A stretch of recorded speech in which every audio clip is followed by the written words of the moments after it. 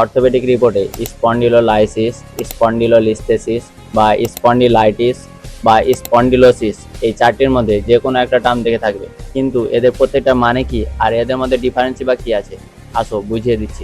স্পন্ডিলোলাইসিস এটা মানে হচ্ছে তোমার ভার্টিব্রার একটা ছোট পার্ট যার নাম পার্স ইন্টার আর্টিকুলারি, সেখানে ফ্র্যাকচার বা ক্র্যাক হয়ে যায়।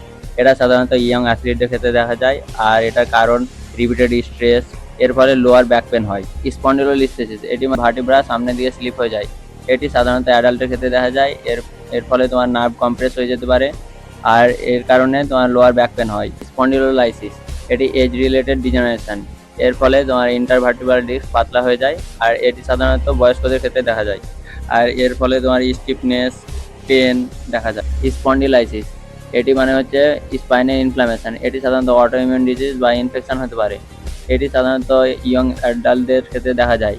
এর ফলে পুরো স্পাইনটাই ইনফ্লাম হতে পারে, আর এই কারণে স্টিফনেস সাধারণত মর্নিংয়ে হয়। সিম্পলভাবে বলে স্পন্ডিলোসিস মানে ক্র্যাক ইন বোন, আর স্পন্ডিলোলিস্থেসিস মানে ভার্টিব্রা স্লিপ করে যাওয়া, আর স্পন্ডিলোসিস মানে ডিজেনারেশন, আর স্পন্ডিলাইটিস মানে ইনফ্লামেশন। আর এই পিডিএফটা পেতে চাইলে কমেন্টে লেখা পিডিএফ আমি তোমাদের ডিএমএ পাঠিয়ে